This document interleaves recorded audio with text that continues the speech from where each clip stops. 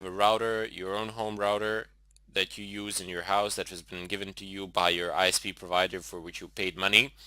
And then you have a machine behind it, like a laptop, desktop, or a phone or whatever. It doesn't really, it's completely irrelevant. Then all the communication is done through that router, and that router is the device which actually has a public IP address. From there, all the requests are forwarded to the machines that actually made those requests. So if you're opening up a web browser, uh, not a web browser, sorry, if you're opening up a website, it's going to go through the router, and then the router is going to receive the information and forward them to the correct device within LAN. That is why we use Network Address Translation Protocol. But with the coming of the IPv6 addresses, that's going to become quite redundant. Anyway, let's just go ahead and see. Oh, this is still downloading. Okay, so it's 50% now. It is taking quite a while, but no worries there. I assure you it's going to finish. While it is going on, let's just have a look at some of the other features that we have here. So, capture. Yep. So this is where your name is displayed, and you can play around with notifications, and this is also where you click when you want to turn your machine off in terms of GUI. Into settings and other things we will get into later, but for the time being, let's just go over some of the basic options that you have here. So we got settings, we got logout, we got lock, we got power off. By the way, for lock, you can use, in most of the cases, you can use Control Alt L, and it's a really good habit for laptops, especially if you leave them unattended. Not a good idea. Here you can just check out the date. You have the calendar. It's fairly simple to take a look at it. The calendar, like any other calendar, nothing much to say there. Over here, you go to the battery if you're in a laptop, and under power settings, aside from choosing your plan, whether it's extensive use and high performance or whether it's power saving mode or something of a kind, look, you have here blank screen, so it will blank the screen after 5 minutes.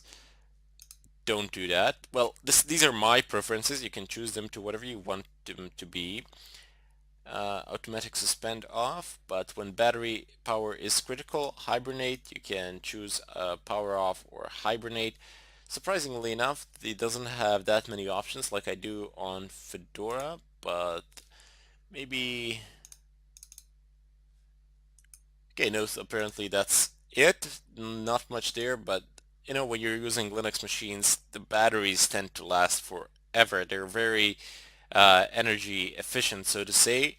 I don't want to get into all of these things at the moment. We will get in the follow-up tutorial. I will actually explain about the GUI and, well, not the follow-up tutorial, but once we're through this mini chapter within a course, through these three ways in which you can actually set up your entire environment.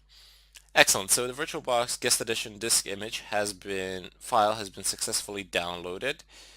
Do you wish to register this file image? Insert it into the Virtual C insert. Thank you very much.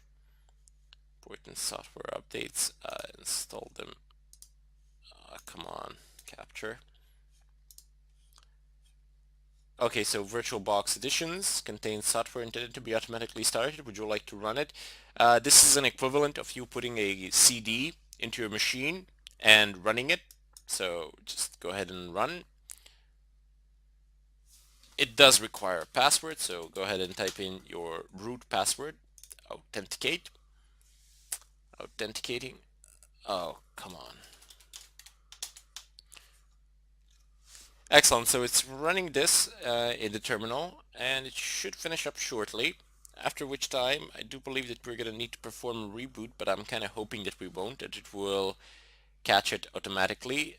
This process, it might take a while, but building the main guest module failed. Okay, let's see if this is gonna present some major issues.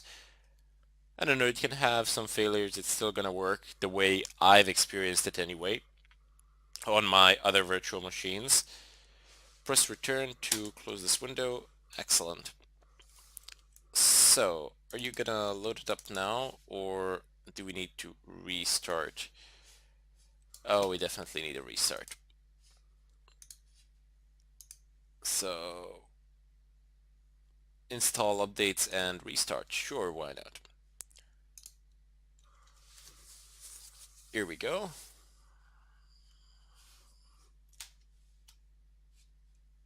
Okay, I don't want to capture. Excellent. So let's just wait up until it boots and see what happens. Remember, we are looking for a full screen because I really don't feel like doing this on a small screen, and believe me, neither will you. So once again, we are prompted for a decryption password. And there you go, it's booting up again. The boot process is not that slow, it's relatively fast. There are some updates that have been applied as well, but we will need to perform additional checkups on this, and these systems need to be updated quite frequently too. Although, unlike Windows, it's not gonna force a restart on you. It's not gonna restart in the middle of things while you're doing something important. That will never happen with Linux, quite literally. And pretty much you do these sort of updates manually with the packet managers on regular basis, pretty much on daily basis. There are small updates, although the updates for Linux are generally never big as updates for Windows, so it's going to take you a very short amount of time to fill them up. And it doesn't take like a process of ages. When you reset the machine, you get that spinning circle. It says, please do not turn your computer off until the updates apply. Oh, that's a killer. It can be a bit annoying, but oh well, what can you really do about it? Not much. If you want to apply updates in Windows, that is what you have to do, but in Linux, not so much. Let's see how far this is. Come on, please. Okay, so it has popped a little bit, but still gonna take a while, so I'm just gonna pause the tutorial here and we will continue on in the next one so you don't have to wait for this to be over.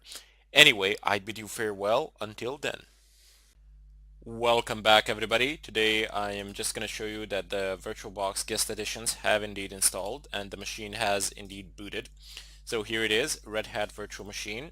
I have switched it to full screen mode. If I just go ahead and tick this, there we go. So it says view here. I can switch it to full screen if I wish to do so, so you don't see any of the differences, so you don't see the VirtualBox lines and toolbar. Anyway, so let me just go ahead and minimize it a little bit. The first time when you boot it up like this, when you log in, what I've noticed and what I've noticed with my previous virtual machines is that the VirtualBox guest editions don't load up immediately. So log in, wait maybe 15 seconds, a bit more, maybe 20, something like that, for them to load. Try resizing your screen like this. Pretty sure that that doesn't have that much effect, but something seems to be reloading in the background and it does help out the way I've noticed it. Apparently here it has I have broken something. Have I indeed broken something? No, I haven't. It does work. Perhaps the screen just blanked out or something like that. Could not switch the monitor configuration. Okay, so this is not a big deal here. Anyway, as I said, just try resizing the screen, wait for about 20 seconds or so, and the VirtualBox guest editions will inevitably load or should load anyway. Now, in this tutorial, what I wanted to do with you is show you how you can actually perform a dual boot of Windows 8.1 and Red Hat. Now, this is only valid for Windows 8.1 and Windows 8.